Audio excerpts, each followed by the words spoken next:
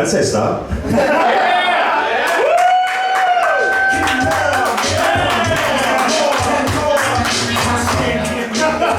I mean, me and brother Ali, we got the same skin type, so what can I say? Both albinos. Guys, give it up for everyone tonight. This has been a great show. I think I'm on drugs right now. I'm seeing double in the front row. Tonight's a pretty special night. I'm actually going to be doing clean comedy tonight for this recording.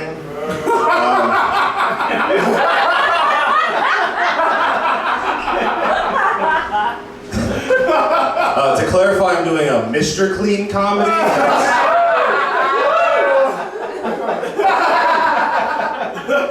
I'm actually the love child of Mr. Clean and Billy Mays from OxyClean.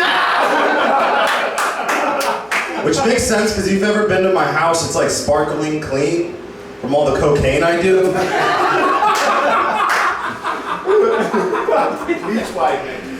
I saw the trashiest thing this past weekend. I was in a bathroom in West Virginia, the men's bathroom. I saw this pregnant woman doing like lines of cocaine right off the sink. It's pretty weird, right? And I thought about saying something to like the staff or her, but it was a really small amount of cocaine. You know, like a baby bump? These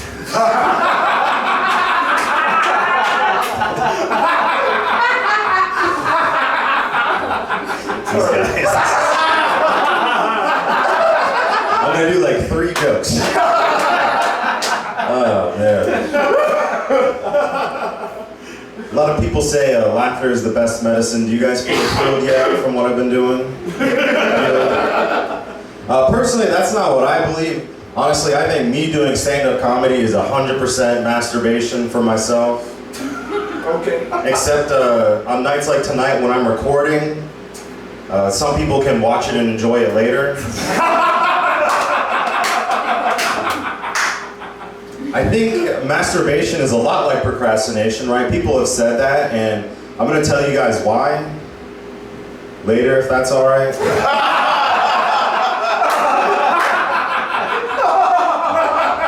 It's exhausting, man, it is. I remember when I was 16 years old, I could tell like at least 6, 7 masturbation jokes in an hour.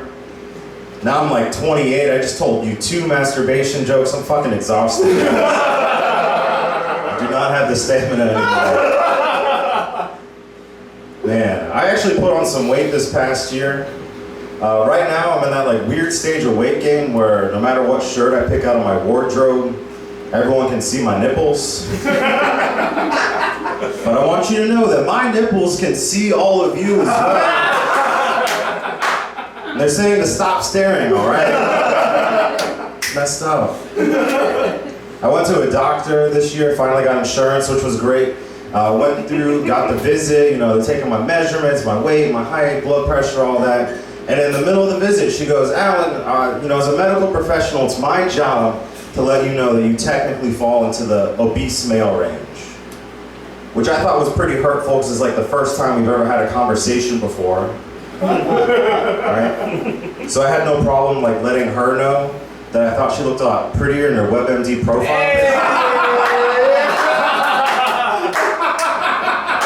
Right? Like, what's she doing using a 10-year-old picture up there? That's false advertising. God warned us about that, man. I think it makes me the first person who's ever been catfished by a doctor before. Because here's the thing, I picked her out because she advertised herself as very pretty on the web. Like, that was the reason I was there. I use this app similar to Tinder, it's called ZocDoc, if you guys... Links you to all the medical professionals, they all have the same qualifications and ratings, so I'm just like swiping through, do I see something I like? And that's why I was there. Right, and I just had this thought, you know, I'm getting older, I'm getting some more problems, health problems, and looking into my future, and I just wanted to find a doctor that was like so attractive that I'd be excited for my yearly prostate exams.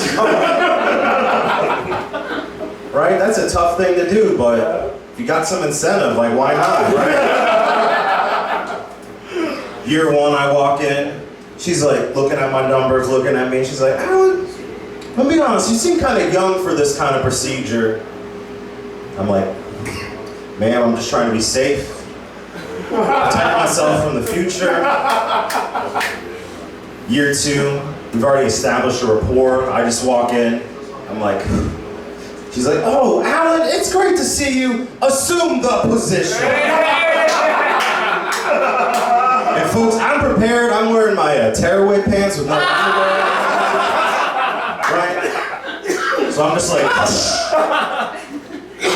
she's like, Allan, are you ready? I'm nervous. I'm like, yeah, baby, 3 fingers.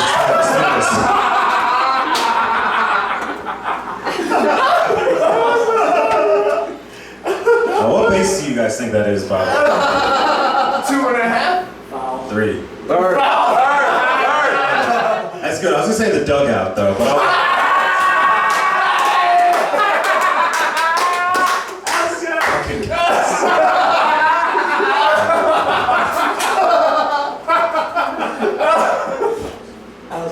thank you.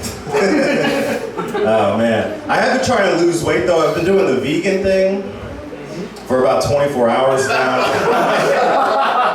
And I feel great, guys. Like, I actually feel like I'm better than everyone in this room. So I highly recommend it. The thing I don't get about vegans, though, I think their campaign game is like pretty weak. Like, how am I supposed to be excited to eat a bowl of mush, right? That's nothing I can ever be excited for. I think they need some help with like their naming or their branding. Like, how come vegans aren't calling that fake chicken stuff chicken pretenders?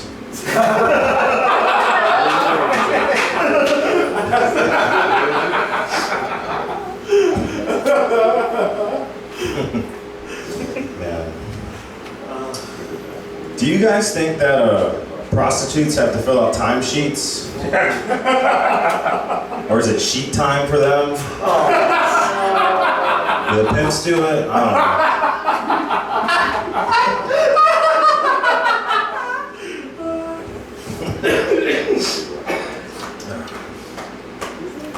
It's important to be on time when you're a prostitute. Right? Like, the worst thing possible that could happen for a prostitute is being late.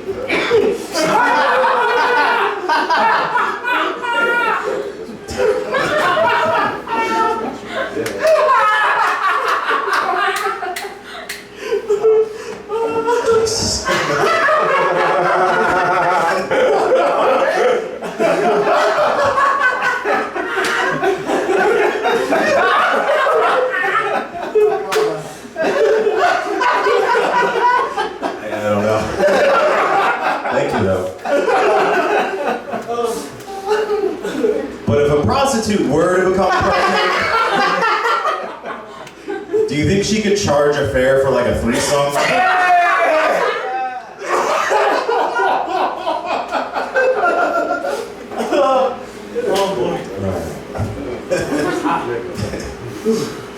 Oh man, I'm so happy to be done with the casually dating, the online dating scene, right? People would always ask, like, why was I on the online dating? And because to be honest, like at some point you just run out of friends to sleep with. So you gotta try other options. Right? The thing that was hard for me, the online dating, it's very superficial, and as I was doing it, I was also losing my hair at the same time, which meant I had to give up like my favorite thing in the dating scene, which is tall women, because they would know, right? They'd see the backballing going on within like one date. It could be game over. But I'm 6'2". I could date like a 5'2" girl for 8 months. She would have no idea. Until this one time where that happened, where it was actually the first time where I went down on her, and it was during the daytime. And I could just feel that she was hit with that like mixed emotions of pleasure and disappointment at the time. Right? Like, I couldn't tell if she was like putting her hand on my head because she loved it, or was she covering the bald spot. I'm not sure. One of the things I hated most about online dating, casually dating, all that, especially during the winter time, I found myself getting sick. I don't have the best immune system. So I would get sick, you know, I'd go on these dates, we progress through like a few dates, I get sick, I try to come back and it wouldn't work out, right? Like there was this one time I was seeing this girl, Jessica, we hit it off real well, I got the flu, I came back being like, hey Jessica, I no longer have the plague, maybe we can hang out again, right? And I remember she hit me back like, oh my God, Allan, I'd love to, but I'm married now. But if you still want to be friends, you can come to that wedding, so. Guys, it's a lie, don't all that. So I kept trying to figure out ways I could stay healthy, right? I would do a bunch of research, I was doing some alternative methods, and one thing I found out through the internet is if you drink lots of tea, help break down the antioxidants, flush out all the viruses in your body. So I became a tea guy, that was my thing, right? Every single morning I would get a pot of tea. While I was at work, middle of the day, drink some more tea. Date night, whatever, I'm out for dinner, instead of drinking liquor or beer or whatever, I'd be drinking tea, which was great. I was feeling healthier than ever, I felt great. But then I got into this gaffe one time where I was hooking up with this girl. Things were progressing and I went to pull out a condom and all I had was a Lipton.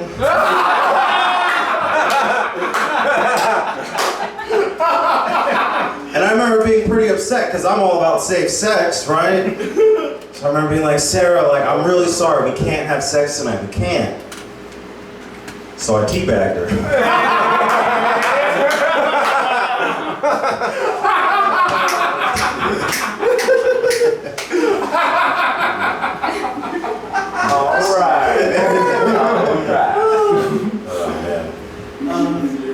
I dated a coworker once. Yeah. Anybody here know this? Whoops is right. Yeah. I mean, dating a coworker is great. It's like the breaking up part. That's the one that sucks. Right? Because how breakups work is you never see that person ever again.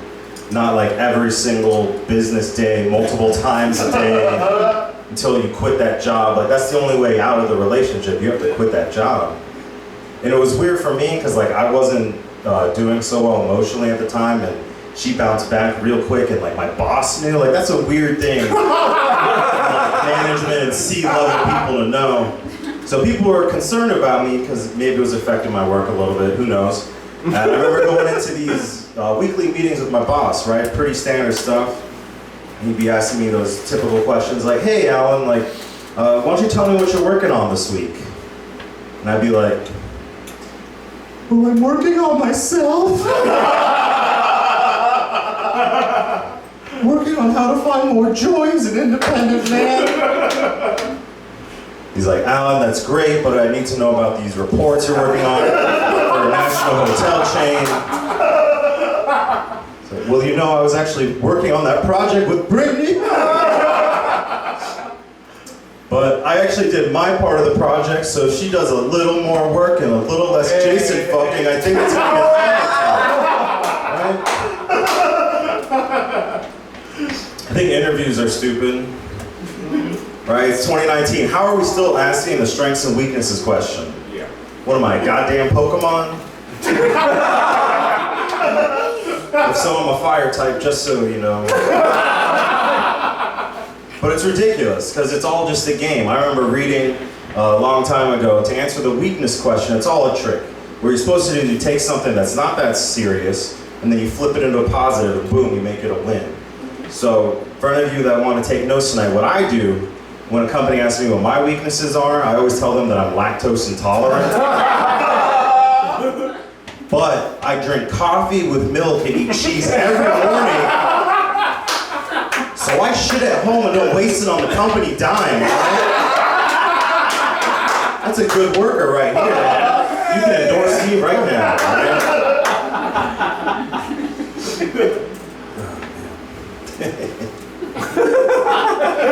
My boss used to say these really annoying things. He always thought he was like the Yoda of the office, right? There was this one time in particular where I showed up late and he was like, "You're late again, Allan. Perception is reality. Perception is reality." And I was like, "Yeah, man, but I got here before you did today." Like, then he hit me with the "do as I say, not as I do." One I hated the most, right? Anytime I complained about my workload, he'd always come around and say, Allan, you just gotta work smart, not hard. Work smart, not hard. But like, it's not my fault I kept getting aroused on the job. Like, if a good process flow diagram doesn't give you an erection, you are in the wrong line of work. I'm saying.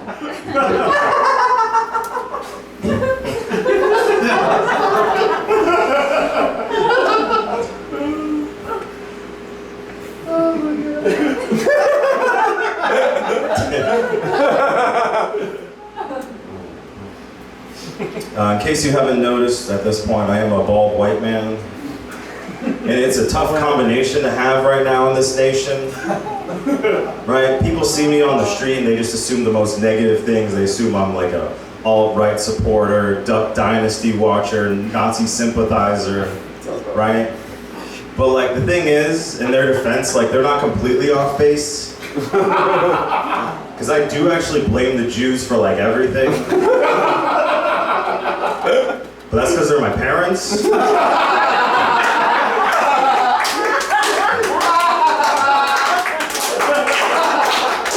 Which, that's different, right? That's like two very specific Jews, not all of the Jews. That's not right. I forgot my cousin, uncle, and grandma. It's like 5.5 just really manipulative, neurotic Jews, man. It's tough. My cousin and I are very different, right? He's like half my age. He's just this little ball of energy, kind of like a bully. And I'm this, right? Like, how's that saying go? Like, we're just not cut from the same rabbi?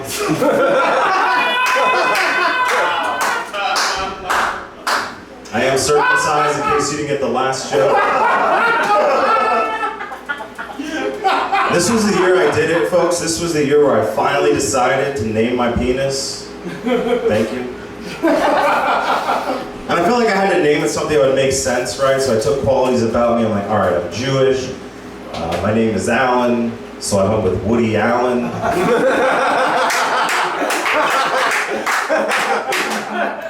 Girlfriend hates the name though. She's like, stop calling it Woody Allen, stop it. And I'm like, look, if you don't calm down right now, we're getting in the car and I'm taking you back to the orphanage. Is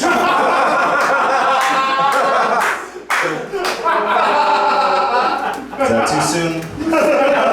Too soon, Yee?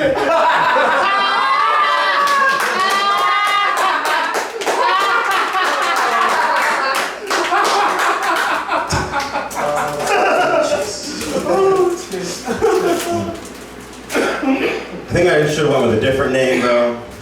Instead of calling it Woody Allen, should have done the opposite and called it Allan's Woody. Right, like some kind of sexually explicit Toy Story character. You pull on it, it makes a really fun noise. Right, like, reach for the thigh.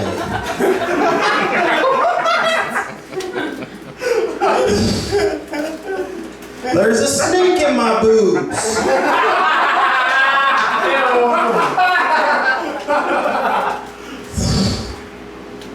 Did somebody poison the glory hole?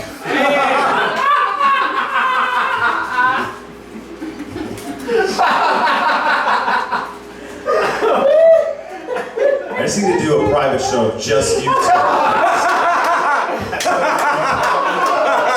Let's talk to some guys and make it happen, right? Is there another one of you that's not here? Our sister. Your sister? Yeah. She also have a beard.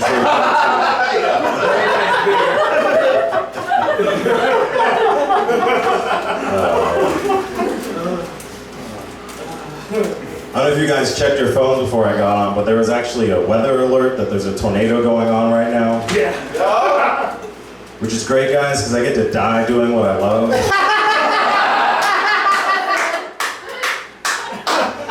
So, yeah, there's that. Oh man, let's see. Black folks and Jews, we're pretty similar, right? Yeah. Just have to go there real quick. I feel like I get along with you guys better. We have things in common, right? We have things in common, like for instance, we both have that condition where our skin gets ashy.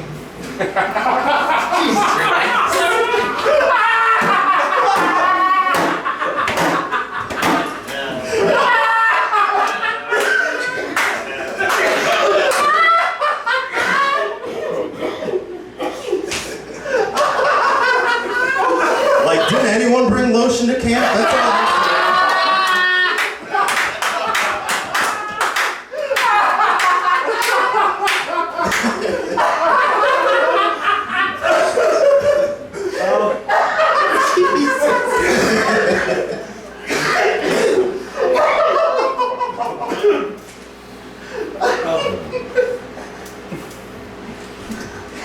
I visited my grandma recently. My grandma actually lives in this really fun retirement community down in southern Florida. It's called Century Village. If you know people who are retiring soon and they need a place to live, I highly recommend it. Right now in Century Village, they're actually doing a campaign that if you live to be 100 years old, you get a free t-shirt. On it says West Palm Beach, The Walking Dead. On the back, The Rolling Dead, right?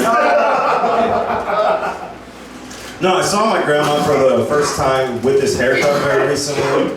Right, she was like used to the comb over Allan, not the American History X Allan. Because she's my grandma, she let me know how she felt about it like right away. Right? I walk in the door and she's just like, no, my beautiful baby grandson. You look like a rabbi that left the temple to join a biker gang. And then I got upset, folks. I had to defend myself. I was like, Grandma, DC Bike Share is not a gang. It's a community of like-minded individuals, all right? Amen. And then I stabbed her. So the insulin pump, I bruised the shit out of my grandma's arm. While I was down there, I thought I'd be depressed hanging around with old people, but during that whole time, I actually got much more optimistic about getting older because this retirement community was huge. Plenty of co-ed activities from like 6 a.m., 6 p.m. Like it pretty much reminded me of my college experience, right? But they're just on like way better drugs than I was. Like weed and cocaine, those are both cool, but have you popped tramadol before? Chased it down with a vodka prune juice? I'd never shit myself, felt so amazing at the same time, guys. It's fucking great. Was down there for a little while though. I started getting a little lonely, missing my girlfriend, and to be honest, a couple weeks went by, some of Grandma's friends looking pretty good. I was like, I don't know if those are sunspots or liver spots, Eileen, but it's working for me. My grandma's a great cook. But one night she was like, I'm tired, right? Grandmas, they get tired. So she said I could pick any food I wanted. I was craving Chinese food because that's one of my favorite things. And she goes, no, Allan, no Chinese food. Last time I had a terrible experience, I'll never eat Chinese food again. And I thought that was pretty messed up. Like, just because she had one bad experience with like an ethnic food, she's never gonna have it again. Like, I think Grandma might be at least like a little bit racist.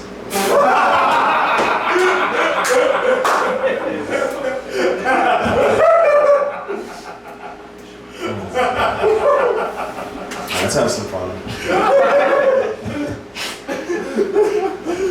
Do you guys think when pedophiles go to restaurants that they order off the kids' menu? They're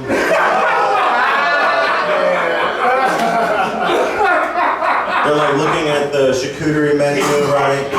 They're like, excuse me, sir, how old is this Colby? Can you tell me how old Colby is? Oh, it's 18 years now. I'll go with the little Timmy instead.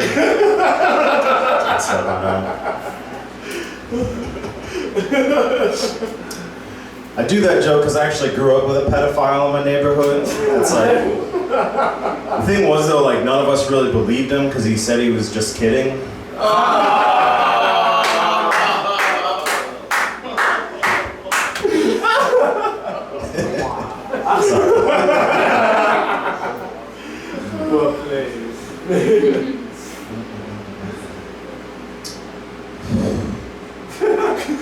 It's like, where do you go from there, you know? All right, guys. We're about to get out of here in a second. But first, I gotta ask everybody one question. Who here remembers their first hand job? Yeah. I hope you remember, because if not, that's another problem. That's for a different time. Different time. I remember my first hand job, right? It was in a middle school band camp. Which is a pretty exciting time for me, but unfortunately, they don't let me teach band there anymore. All right, thank you guys. I've been Allan.